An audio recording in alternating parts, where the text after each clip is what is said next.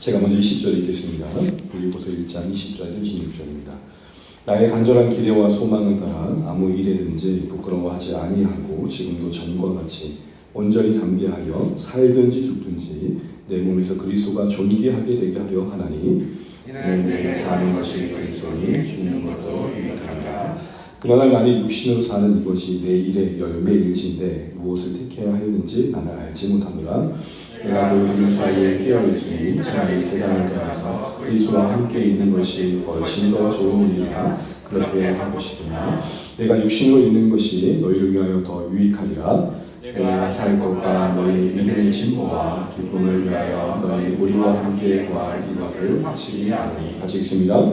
내가 다시 너희와 같이 있으므로 그리스도 예수 안에서 너희 자랑이 나로 말미암아 풍성하게 하려 합니다. 아멘. 잘 읽겠습니다. 우리 앞뒤 옆에 다시 한번 축복하시면 좋겠습니다. 말씀 가운데 은혜 받으시길 바랍니다. 말씀 가운데 은혜 받으시길 바랍니다. 감사합니다.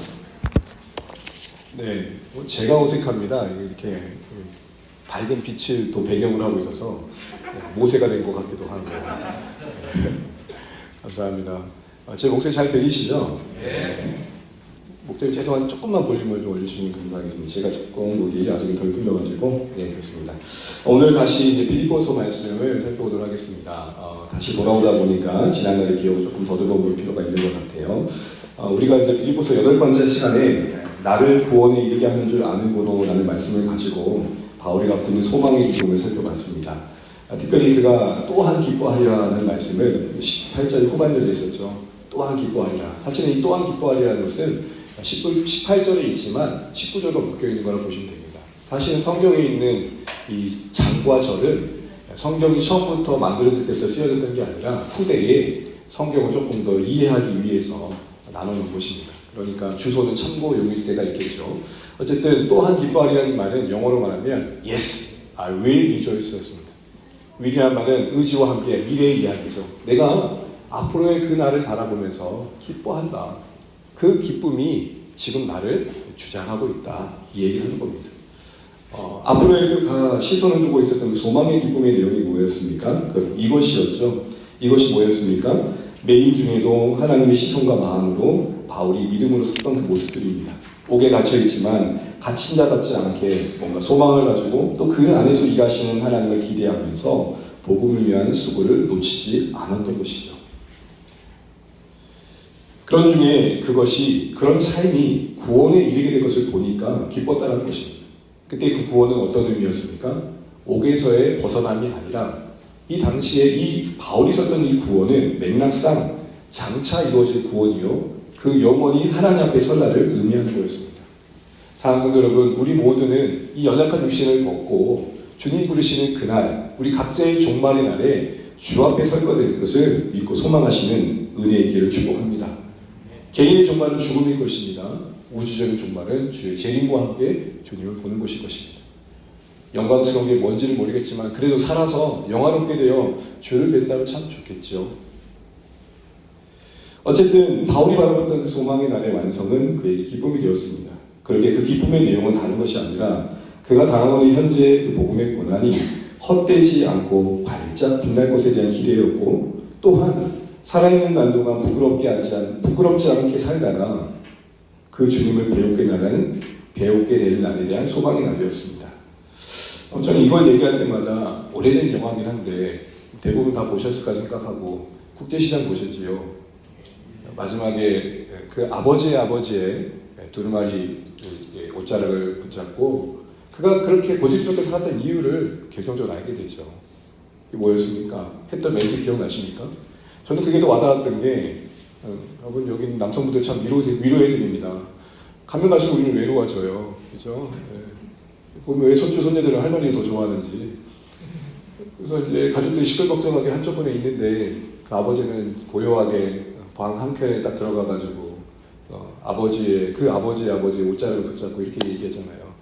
아버지의 저 잘했지. 그 멘트 하나에 인생의 그 가치가 담기는 거 아니에요? 이제 갑자기 울고가지고 바로 바울의 심정이 그겁니다. 하나님 저 잘했죠. 그거 하나 붙들고 그 고단함이 이겨졌던 것이죠. 그게 그 기쁨이었습니다. 근데 그게 바울의 실력이었습니까? 그게 아니었죠. 바울이 덧붙여서 이렇게 말합니다. 이렇게 내가 기뻐할 수 있는 것이 너희의 강구 덕분이요 내 안에 계신 성령의 도우심의 덕분이다. 그러면서 우리가 그랬습니다. 우리가 교회로 묶여 있을 때에 우리 인생에 여러 필요를 들고 기도해야 됩니다.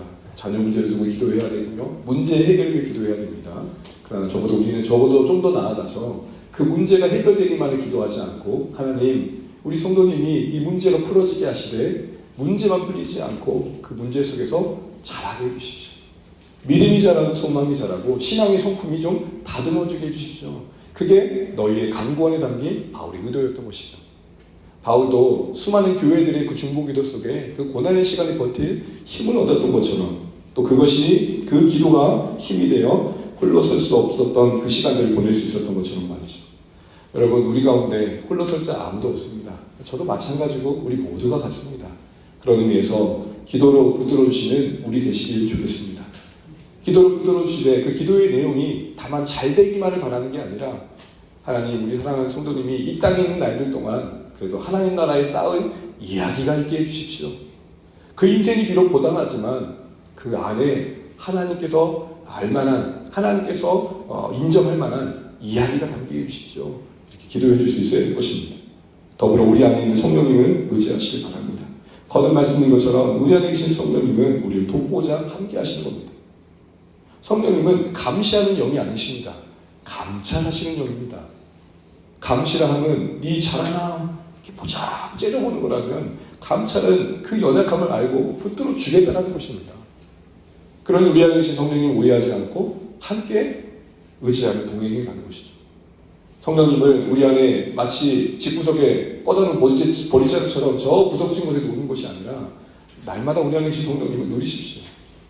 좀 지나친 표현이겠지만 날마다 우리 안에 성령님께 인사하십시오. Good morning, Holy Spirit. 성령님 안녕하세요. 미쳤다고 그러겠죠. 근데 우리 안에 계신 그 성령님과의 깊은 사귐이 우리 신앙의 여정을 걷게 합니다. 여러분 그거 잊지 마십시오. 우리 홀로 있지 않습니다.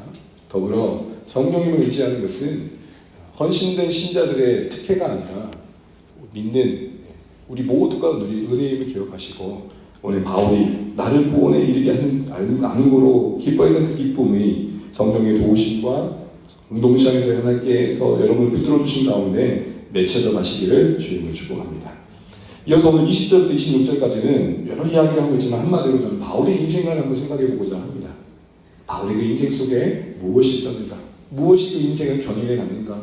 그리고 그 인생은 어떻게 그렇게 하나님께 올인할 수 있었는가? 부럽기도 하고 그만큼 초라해지기도 하는 그 인생의 이야기 속에 그 비밀스러운 내용들을 좀 살펴보고자 합니다. 먼저 우리 20절 말씀 함께 읽어보겠습니다. 20절입니다. 시작. 나의 간절한 기대와 소망을 따라 아무 일에든지 부끄러워하지 아니하고 지금도 전과 같이 온전히 담대하여 살든지 듣든지 내 몸에서 그리스도가 존귀하게 되게 하려 하나니 아멘. 오늘 여기서 보게 되면 바울의 기대와 소망이라는 표현을 보게 됩니다. 여러분 기대와 소망이라는 말의 의미가 무엇입니까? 기대라는 말은 뭔가 원하는 게 있어 바라보는 거죠.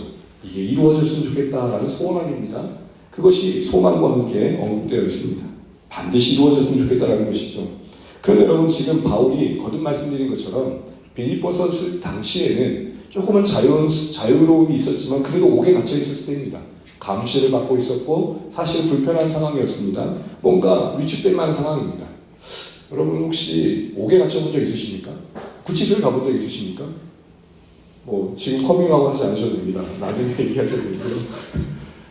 저희가 경찰서에서 조사를 쓴 적이 있습니다. 이제 군대에서 그때 사고 때문에 교통과에 가가지고 조사를 썼는데 경찰들이 둘러싸인 상황에서 뭔가를 쓰는데 그거 자체만으로 뭔가 마음이 뭔가 좀 설명할 수 없고 불편하고 그런 거 있잖아요. 마치 죄인된 느낌이고. 바울이 그 옥에 갇혔을 때 느꼈을 인생의 무게감을 생각해 보십시오. 그럼에도 불구하고 뭔가 기대를 갖는다. 그런 점에서 바울이 좀 더 궁금해집니다. 그런데 그 기대와 소망이 무엇입니까? 그의 몸에서 그리스도가 존귀하게 되게 되는 거였습니다. 그리스도가 존귀하게 된다는 것은 그리스도께서 높여지시는 겁니다. 주님이 높여지신 인생으로 쓰임받기를 원한다는 것입니다. 근데 특별히 주목의 표현은 내 몸에서라는 표현입니다. 그리스도가 존귀하게 여겨지길 바란다라고 해도 될 텐데 굳이 자신의 몸에서라고 되어 있습니다. 이걸 좀 더 이해하기 위해서 다른 번역을 보았더니 공동 번역에는 이 구절을 이렇게 번역합니다. 나의 생활을 통틀어 그리스도의 영광을 드러내고 싶다. 한마디로 바울은 현장에 있는 신앙이었습니다. 늘 생각 속에서만 머무는 신앙이 아니라 그의 삶의 모든 거하는 곳곳이 처한 상황이 하나님의 어떠한 영광을 돌릴까를 고민했던 것입니다. 사랑하는 주원의 가족 여러분, 우리의 삶의 목표가 주님의 영광이라면 적어도 우리에게 던져진 상황이 어떠하든지 그곳에서 고민은 오직 한 가지여야 됩니다. 이걸 통해 어떻게 하면 주님께 영광이 될까? 고통도 때로는 슬픔도 어떻게 하면 이 가정이 주님께 영광되는 모습일까? 이게 우리의 고민되어지시기를 주의 이름으로 축원합니다. 그런데 여러분, 그 기대와 소망하는 바도 참 대단한데 그 앞에 덧붙여진 말이 하나 있어요. 뭐죠? 간절하다. 사실 저는 오늘 이 말씀 묵상하는 게 참 힘들었던 게 이 간절함이에요. 이렇게 질문해 보면 답을 할 수 있을 것 같아요. 목사님 목표가 뭐예요? 네, 하나님의 영광을 위한 거죠. 저희 목회 현장에 하나님이 높여주시면 좋겠습니다. 근데 누가 이를 다시 물어보는 거예요. 그 기대와 소망이 간절하십니까? 아씨, 이게 뭐지? 그런 질문 하지 마세요, 여러분. 우리 서로 불편하게 질문하지 말게요. 기도하세요, 여러분. 아, 네, 뭐 기도하죠. 간절히 하십니까? 아씨, 왜 그런 질문 하세요? 이 간절함이라는 단어가 그냥 걸러 넘어지기에는 너무 지나치게 너무 무거운 단어입니다. 바울은 그 간절함 속에 뭘 담아내고 있을까요? 우리는 간절함 그러면은 어떤 생각을 하냐면 뜨거운 열심만 생각합니다. 물론 없지 않아 그런 모습이 있지만 여러분, 저는 오늘 다른 측면에서 바울이 고백하고 있는 간절함의 내용을 좀 고민해보면 좋겠습니다. 간절하다는 것은 결론부터 말씀드리면 절실하다는 거요. 그만큼 진정성 있는 소망이라는 것입니다. 여러분, 우리 그러잖아요. 가끔 이렇게 하면 좋겠어 라고 말을 합니다. 나 나중에 이렇게 수입이 생기면 이런 일을 쓰면 좋겠어. 선한 일 쓰면 좋겠어. 소망이죠. 기대이죠. 그 진정성은 사실 맞닥뜨렸을 때 알게 되는 거죠.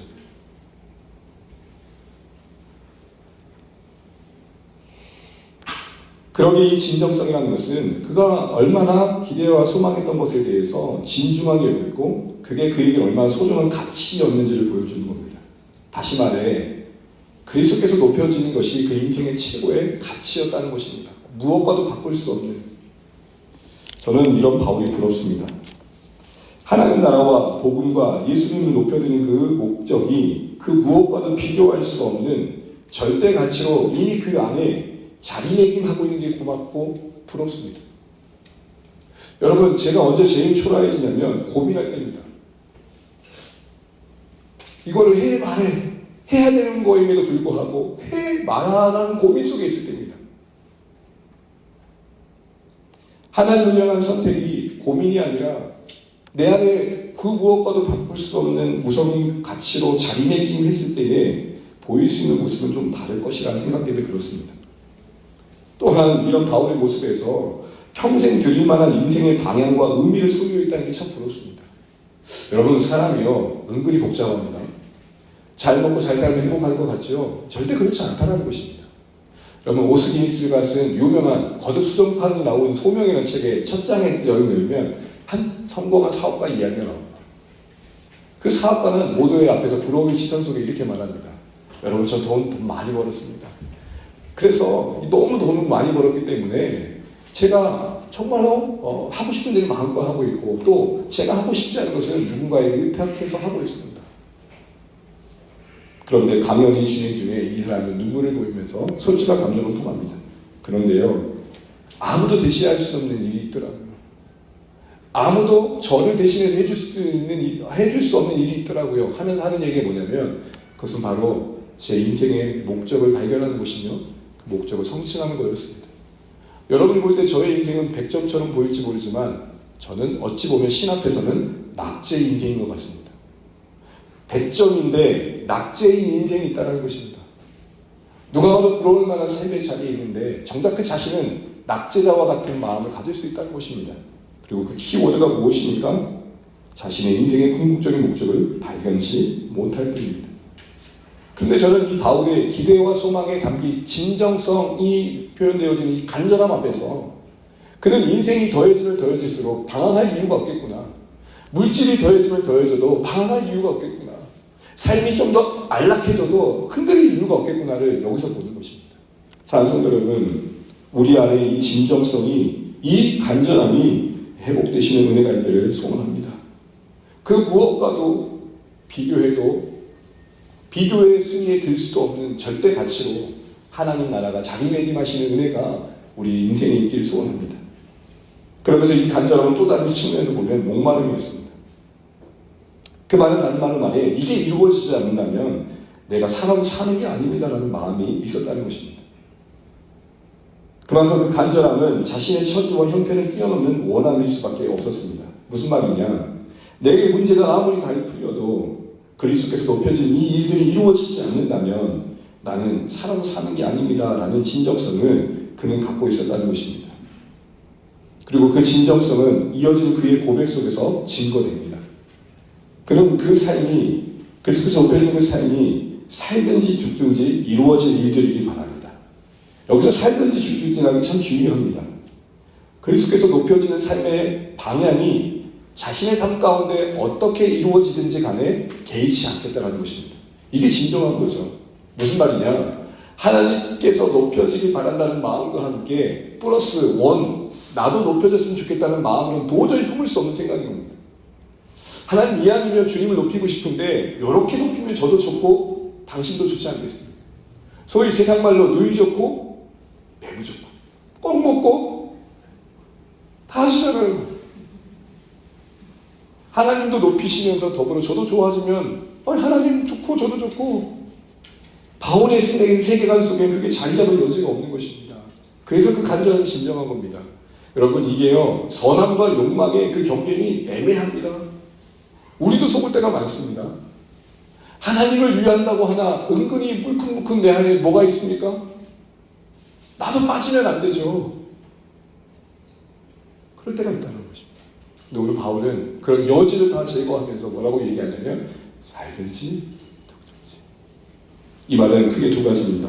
하나는 제가 어떤 방법으로 쓰임받든지 개의치 않겠습니다. 원대로 되지 않아도 내 계획대로 하나님 높이는 게 이루어지지 않아도 저는 괜찮습니다. 쓰시는 분은 하나님이요 그 쓰시는 분의 원대로 쓰임받는 것 자체가 가치이기 때문입니다. 이렇게 얘기하는 겁니다. 그러나 우리 인생 속에 계획대로 되지 않을 때는 얼마나 그게 안타깝습니다. 그러나 인생의 그 우여곡절 속에서도 그리스도께서 높여진다면 나는 오케이 이 얘기하는 것입니다. 또한 실제적으로는 살 수도 있고 죽을 수도 있는 위기의 데드라인에 지금 바울이 서 있음을 말하는 겁니다. 한마디로 뭘 말하는 거죠? 내일 담보할 수 없는 불분명함이 지금 바울의 삶에 찾아와 있다는 것입니다. 여러분 적어도 내일 우리가 뭔가를 할 수 있는 예측이 되어지고 또 어쨌든 살아갈 수 있는 하루하루의 형편과 상황이 있다는 것만으로도 우리는 참 누릴 수 있는 것들이 많습니다. 근데 정작 지금 바울은 이 재판의 과정 속에 옥에 갇혀 있는 동안 그 결과에 따라 형틀의 이슬처럼 사라질 수도 있는 형편 속에 있었던 것입니다. 그러나 그것조차도 그리스도를 높일 수 있는 방법이라면 저는 개의치 않겠습니다. 이렇게 얘기하는 것입니다. 결국 한마디로 자기가 손해볼 수 있는 상황에 던져진다 할지라도 결국 그것은 저에게 손해가 아닙니다. 이런 얘기를 합니다. 그러면서 그런 마음이 뭘로 표현되어 있냐면 지금도 전과 같이라는 표현이 되어 있습니다. 참 이게 부럽습니다. 요동하지 않고 흔들리지 않습니다. 여기서 저는 어떤 바울의 모습을 보냐면 연연하지 않고 의연한 바울을 봅니다. 우리가 연연해야 하는 것들이 너무 많잖아요. 하나님 나라 위에 복음 위에 살기에 우리가 매여 있는 게 참 많잖아요. 오늘 바울은 의연합니다. 삶을 체험했기 때문일까요? 그냥 이렇게 된 거 그냥 가자 이런 마음일까요? 아니요. 감내하는 마음인 것입니다. 그럼 그 믿음은 어디서 비롯된 걸까요? 그의 고백 속에 답이 있는데 적어도 그는 이거 하나는 분명히 붙들고 있습니다. 아무 일이든지 부끄러워하지 아니하는 믿음이었습니다. 이 부끄러워하지 아니하였다는 것은 믿음이 왜 그게 믿음이냐면 이 말의 의미가 단순히 복음을 위해 사는 그 고난을 창피하게 생각하지 않았다는 의미가 아니라 이 부끄러워하지 아니하였다는 것은 실망하지 않았음을 말하는 의미이기 때문에 그렇습니다. 다시 말해 아무 일이든지 부끄러워하지 않았다는 것은 어떤 경우에도 저는 실망하지 않습니다라는 의미인 것입니다. 이 구절을 이해하기 위해서 로마서 12장 1절 한번 보겠습니다. 우리 함께 읽어보겠습니다. 로마서 12장 1절입니다. 시작. 내가 복음을 부끄러워하지 아니하노니 이 복음은 모든 믿는 자에게 구원을 주시는 하나님의 능력이 됩니다. 먼저 유대인에게요 그리고 헬라인에게로다. 아멘. 제 기억 속에서는 이 말씀을 보여주면서 전도 현장에 갔을 때 전도지 전달할 때 창피해하지 마 이렇게 보여줬던 말씀이에요. 아니에요. 근데 그런 의미가 아니에요. 물론 그렇게도 적용할 수 있겠지만 이 말의 의미는 원어의 의미에 비춰보면 이렇게 번역이 되는 겁니다. 내가 복음에 대하여 실망하지 아니하노니. 그러니까 내가 복음을 믿고 평생을 맡겼을 때 그 결과물이 실망스럽지 않을 것을 확신하고 있는 것입니다. 내가 예수께 매여 살아갔을 때에 그 끝자락에 만날 그 일들이 허망하지 않을 것에 대한 신뢰가 있는 것입니다. 복음의 궁극적인 승리를 의심치 않음에 의한 실망치 않음이 부끄럽지 않음이요. 그러게 오늘 바울이 아무 일에도 부끄러워하지 않았다 이 말은 지금 이 상황이 창피하지 않다 이 말이 아니라 이런 상황 속에서도 내가 설사 형장에 있을처럼 사라진다 할지라도 내가 눈을 또 주님 앞에 뵐 때에 그 시간들이 하나님 앞에 결코 의미 없지 않음을 압니다. 이 얘기하는 것입니다. 반드시 이 고난의 시간들이 하나님 앞에서 더 값지게 쓰여질 것을 저는 기대합니다. 이렇게 해요. 그리스도인들은 오늘의 어떤 환경적 보장보다는 내일의 궁극적인 승리에 근거하여 오늘을 사는 인생들입니다. 사랑하는 성도 여러분, 나의 간절한 기대와 소망을 따라 살든지 죽든지 아무 일든지 부끄러워하지 않던 이 바울의 모습 속에 담긴 그 인생관들이 우리에게 다시 한번 비춰지는 거울처럼 우리를 돌아보셨으면 좋겠습니다. 여러분, 주님을 부끄러워하지 않는다는 것은 단순히 창피해야 하지 않는 것입니다. 주님께서 반드시 승리할 것을 신뢰해야 한다는 것입니다. 우리에게 이 신뢰가 있기에 여러분 오늘 우리의 삶 가운데 그래도 기대와 소망을 따라 우리를 들여지는 삶의 선택들이 있어지시길 주님의 이름으로 축복합니다. 그러면서 볼 수 있는 바울의 두 번째 모습은 고민하고 있는 모습을 본다는 것입니다. 이렇게 흔들림 없는 바울도 연연하지 않고 의연한 바울도 고민에 빠져 있습니다. 우리 23절 상반절만 한번 읽어보겠습니다. 시작. 내가 그 둘 사이에 끼어 있으니 이 끼어 있다는 것은 맷돌과 맷돌 사이에 압사되어야 될 것 같은 갈등을 고백하는 것입니다. 우리는 여러분 신앙생활하면 자주 이런 용어를 많이 씁니다. 확신하십니까? 주저하지 마십시오, 여러분. 그게 신앙의 멋져 보이는 모습처럼 보여집니다. 그러나 여러분 오히려 더 정직하고 현실적인 성경적 표현을 읽어주십니다. 넘어지나 아주 넘어지지는 않을 것입니다. 제가 실패할 것입니다. 그러나 아주 실패하지는 않을 것입니다. 여러분 바울의 고민을 보십시오. 그도 신앙의 선택들 앞에서 고민합니다. 여러분 고민과 갈등은 신앙의 여정에 자연스러운 것입니다. 고민하고 갈등하는 것 자체를 스스로 정죄하는 것은 신앙의 현실을 잘 이해하지 못하는 것입니다. 오히려 하나님께서는 그런 생각과 갈등과 회의와 번뇌와 고민 속에서 우리 신앙의 가치와 의미를 새기십니다. 뼛속 깊이 새기십니다. 여러분 유대인들이 그런 말을 하잖아요. 고기를 잡아주지 말고 고기 잡는 법을 알려줘. 잡는 과정에 실수가 있다는 것, 잘 안 되는 게 있다는 걸 배우게 하는 것이죠. 그게 우리께 되는 것입니다. 사랑하는 성도들 기억하십시오. 하나님은 시간 속에서 일해 가십니다. 그 어떠한 지점 속에서만 우리를 만나주시는 게 아니라 평생을 두고 우리 삶을 만들어 가십니다. 그런 면에서 여러분 자신에게 여유를 가지십시오. 그리고 어느 누군가를 향한 기다림을 가지십시오. 너무 속단해요. 쉽게 마침표를 찍는 것은 하나님이 우리 인생을 다루시는 그 방법에 대한 오해인 것입니다. 저는 모태신앙으로 태어났습니다. 모태신앙의 특징이 못하죠. 못해. 그래서 기도도 못해, 전도도 못해, 예배도 못해. 그렇게 살았습니다. 근데 나름은 열심을 가지고 중고등부 때 학생회 전공하고 그때 당시에는 문학의 밤이 대세였거든요. 아신가요? 그래서 참비세방 해가지고 막 홍보하고 그러면 그때 당시엔 친구들도 어디 갈 데가 없으니까 그 자리에 와가지고 공연도 하고 협연도 하고 그랬습니다. 근데 그 교회가 M&A를 했어요. M&A 뭔지 아시죠? 연합을 한 겁니다. 그래서 이제 작은 교회와 작은 교회가 만나가지고 교회가 새롭게 출발을 하는데 저번에 한번 말씀드렸던 것처럼 교회가 갈등이 생기는 거예요. 이제 목사님과 장로님 역사도 잡고 그러니까 이제 이게 뭐지라는 생각에 회의감에 내가 고등학교 때까지는 이 교회 의리상 다니고 그리고는 떠나야겠다 싶어 떠났는데 떠남과 함께 붙들어주는 관계와 공동체가 없다 보니까 배회하게 되죠. 1년의 시간을 보냅니다. 그래서 제가 그때 말했잖아요. 그때 제 별명이 구름 양아치였다고. 그런데 지금 돌아보면 그 시간 속에서 저는 더 깊어짐이 있었음을 고백하는데 여러분 어떠십니까?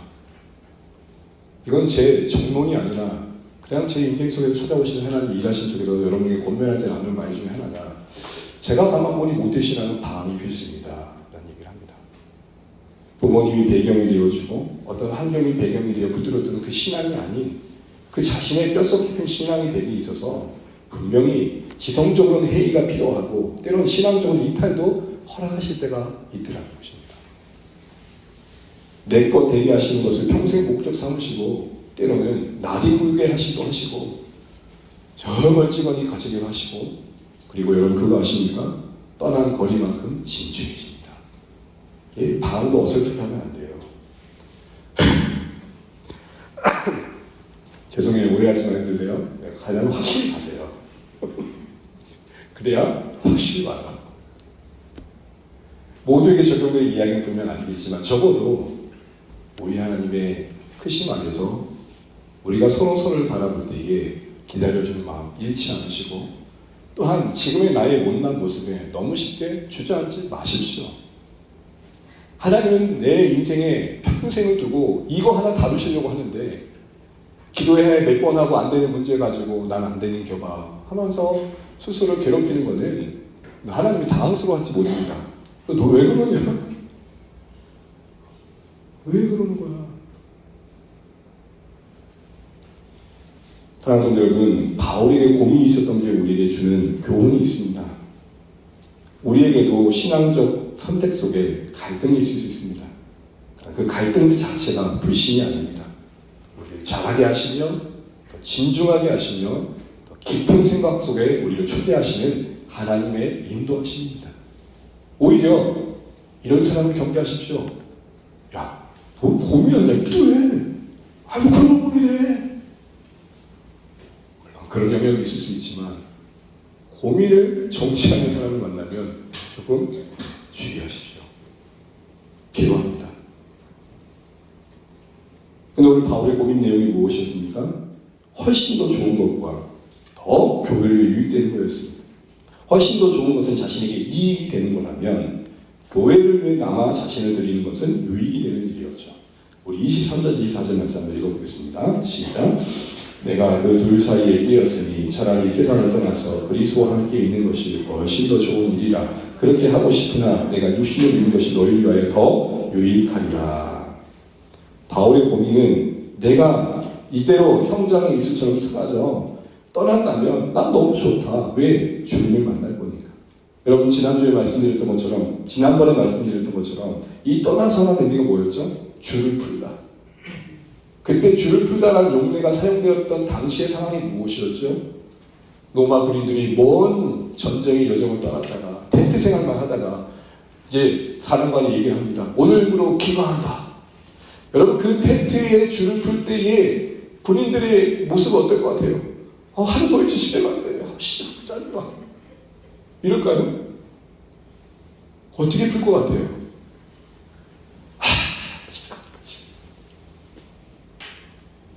드디어 와이파이가 있는 곳으로 가는구나 하고 우리 하준이하고 하늘 좋아하겠죠. 어제 수영 갔더니 와이파이가 왔대. 집에 간다 그러면은 우와 그 마음 이해되시죠? 평생 주님을 위해 살았던 마음이기에 이제는 치고 싶은 마음, 그런 마음으로 천국을 바라봤던 마음과 그러나 그럼에도 불구하고 주님이 살아가시는 교회를 두고 오려니 너무 애잔한 마음이 갈등하고 있었던 거죠. 훨씬 더 좋은 일은 그가 천국 가서 주님 만나는 것이요, 그래서 쉼을 누리는 것이요, 필요했던 일은 교회에 끼칠 유익을 생각하며 그의 사도의 삶을 이어가는 거였습니다. 그런데 이 고민 속에 바울의 선택은 무엇입니까? 25절 26절입니다. 함께 있습니다. 시작. 내가 살 것과 너희 믿음의 보아 너희 우리와 함께 구할 이것을 확실히 아노니 내가 다시 너희와 같이 있으므로 그리스도 예수 안에서 너희 자랑이 나로 말미암아 풍성하게 하려 하노라. 아멘. 너희 우리와 함께 거할 이것을 내가 확실히 한다. 결국 그의 선택은 뭐죠? 자신의 이익과 만족보다는 당장에 충족하는 것보다는 하나님께서 혹 허락하신다면 교회를 위해 남을 선택을 했던 것입니다. 그것에 더 마음을 주고 있는 것을 보게 됩니다.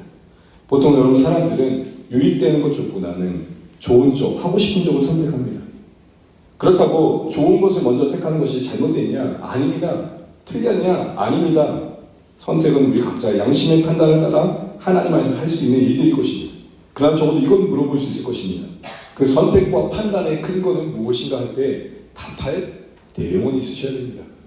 바울은 적어도 그 선택 앞에 질문을 받았을 때 뭐라고 얘기했을까요? 그것은 결국 교회를 배려하는 마음이요 공동체에 끼칠 유익이었습니다. 여러분 여기서 우리는 우리의 선택과 기준의 근거를 다시 한번 돌아보면서 분별의 한 가지를 이야기하고자 합니다. 그것은 다른 것이 아니라 영적 이기주의입니다. 사람은 타고난 이기적인 성향은 영적인데도 예외가 아닐 수 있다는 것입니다. 영적 이기주의는 다른 게 아닙니다. 하나님의 은혜를 열심히 추구하기에 신앙이 있어 보이는 것 같지만 결국에는 그 은혜가 채워주는 충족 안에만 머무는 것입니다. 기도하고 그 기도하는 가운데 경험했던 신령한 체험 안에만 묶어두는 것입니다. 다시 말해 자기가 은혜를 헐떡이면서 갈증하며 체험받는 것에만 목매이는 것입니다. 그 만족한 은혜가 누군가에게 흘려보내는 삶의 내용이 아니라 어떻게 하면 더 은혜 받는 자리를 찾을까? 어떻게 하면 더 말씀이 은혜되는 곳을 찾을까? 어떻게 하면 더 기도가 잘 응답되는 곳을 찾을까만 매여 있는 것입니다. 필요합니다. 그런 열렬함과 진중함과 하나님에 대한 목마름이 필요합니다. 문제는 뭐냐? 그 목마름을 따라 채워진 그 은혜가 나 자신을 충족시키는 데만 머물러 있다면 더 나아가 그 만족을 뛰어넘어 섬김의 자리로 우리가 가고 있지 않다면 고인물이 썩듯 그 충족된 은혜는 오히려 타락시킬 수 있는 것입니다. 영적 교만으로 빠뜨릴 수 있는 것입니다. 그래서 여러분 이 영적 이기주의는 은혜인 듯 하나 은혜의 모양을 띤 또 다른 형태로 우리 신앙 가운데 존재할 수 있는 것입니다. 사랑하는 성도 여러분, 오늘 바울은 공동체의 한 지체로서 자신이 주신 은사와 직분을 따라 투신할 각오를 하며 오늘 그 선택을 하고 있는 걸 보게 됩니다. 우리의 선택에 공동체가 있으면 좋겠습니다. 우리 선택에 우리 이익을 넘어 누군가를 향한 유익이 있었으면 좋겠습니다. 하나님 나라를 향한 여러분 고민이 있으셨으면 좋겠습니다. 기도 응답을 받으셨습니까? 그 받은 바 응답이 누군가를 섬기는 섬김의 내용이 되십시오. 물질의 풍성함을 좀 더 누리셨습니까? 누군가를 향한 나눔이 되십시오. 우리한테 받은 것이 나에게만 머물지 않고 흘려보낼 때에 우리는 하나님 앞에서 건강한 신앙생활을 할 수 있음을 잊지 않는 오늘의 말씀이시길 바랍니다. 그럼 여러분 말씀을 맺으면서 오늘 바울이 이처럼 그 기대와 소망이 주의 나라에 있고 그것이 올인할 만큼의 간절함으로 그 무엇과도 우선순위를 바꿀 수 없는 절대 가치로 자기 맡김에 했던 것 또한 더불어 그의 선택의 고민 속에 이익보다는 유익을 선택할 수 있었던 그 섬김의 자세는 무엇으로 말미암았을까요? 결국 그 인생관이었습니다. 이 말씀 읽고 마치겠습니다. 21절 22절입니다. 함께 있습니다. 시작. 이는 내게 사는 것이 그리스도니 죽는 것도 유익합니다. 그러나 만일 육신으로 사는 이것이 내 일의 10배인지인데 무엇을 택해야 하는지 나는 알지 못하노라. 아멘. 내가 산다면 그것도 그리스도 때문이고 죽는다면 그것도 그리스도 때문이기에 나는 개의치 않는다. 그러나 만일 목숨을 건져 살 기회를 주신다면 나는 그것이 교회를 위해 쓰겠다라고 했던 바울의 고민의 그 근거 속에 무엇이냐면 육신으로 사는 이것이 내 일의 열매라는 가치였습니다. 여기서 내 일이라는 것은 그의 사도된 직분을 따라 복음을 위해 수고하는 사역일 것입니다. 육신으로 산다는 것은 목숨의 연장일 것입니다. 사는 것 그 자체일 것입니다. 결국 바울은 사명의 관점에서 그의 인생을 이해하고 있는 것입니다. 하루하루 살아가는 생명의 연장이 막연히 주어진 게 아니라 그를 부르신 하나님의 목적에 허락된 결과임으로 바라보고 있는 것입니다. 만약에 인생관이 이런 목적이 없이 바라봐지면 그냥 하루하루 지루할 수밖에 없을 것입니다. 그것이 너무 지났죠? 그 하루를 살 이유가 없기에 아이 막 살든 끝나든 별 상관없네 체험으로 흘러갈 수도 있을 것입니다. 그런데 바울은 삶 자체가 사명과의 관계 속에서 그 하위 개념에 종속되어 있는 걸 보게 됩니다. 무슨 말이죠? 복음을 위한 삶의 수단과 방편으로서 그의 인생을 이해하는 것입니다. 사랑하는 성도 여러분, 성경적인 세계관은 우리가 주님의 것이라는 고백 속에서 우리의 인생이 그 자체의 성공을 목적으로 삼지 않고 방법이 되는 것입니다. 만약 인생이 성공 목적이 된다면 인생은 어쨌든 누군가 봐도 괜찮을 만한 인생 맞는데 올인할 수밖에 없을 것입니다. 여러분, 우리의 인생은 언제가 떠나 주님 앞에서 우리의 인생은 이렇게 떨어져 나가는 것입니다. 그래서 우리의 인생은 하나님께서 부르신 목적을 따라갈 때 가장 아름다운 것입니다. 우리의 인생이 내일의 열매로 바라봐주시기를 주님을 축복합니다. 하루 더 살고 못 살고의 관심이 아닙니다. 사명이 맞춰지면 나 떠나가리라. 그리고 그러기에 오히려 담대하십시오. 여러분 아직 할 일이 있으면 안 데려가십니다. 죽고 싶어도 죽을 수 없는 우리 인생입니다. 그러니 죽을 염려하지 마시고 어떻게 하면 이 인생 더 하나님을 위해 살까를 고민하십시오. 왜냐하면 주를 위해 그렇게 살고 싶었던 내일이 바랐던 어떤 신자들은 옥배인 당에 그 인생을 끝낸 인생도 있기 때문입니다. 대학에 우수한 학생으로 천망만한 학생으로 살았던 한 인생이 조선이라는 나라가 뭐라고 찾아와 포부를 가지고 와 대동강 강변에 내려왔는데 뭐 말 한마디 못하고 목베인 당에 고작 성경 하나 던져주고 조선 땅에서 그 생명을 거두어 가신 그 일들이 이 말씀 앞에 해석되어지는 것입니다. 그렇다고 그게 헛된 것이었습니까? 목숨과 함께 남긴 성경은 조선을 바꿨습니다.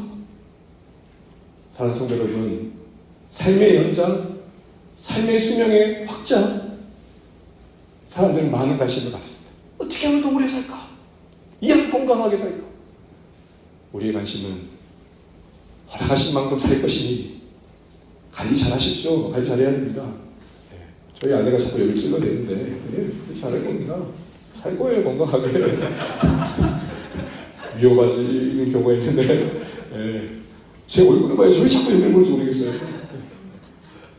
살 겁니다. 그런데 여러분 우리가 살고 싶은 만큼만 사는 게 아니잖아요. 바울은 그렇게 말합니다. 내가 사는 거 내 사역의 열매다. 담대하십시오. 여유를 가지십시오. 때론 육신의 고통이 찾아올 때도 할 일이 있으면 데려가시지 않으실 것이니 하나님 앞에서 여러분의 모든 인생 속에 그것이 나의 사명의 열매로 바라봐 주셔서 어떤 형편 속에서도 오직 주님만이 존귀한 받는 인생으로 살아내시는 선택들이 있기를 주님의 이름으로 축복합니다.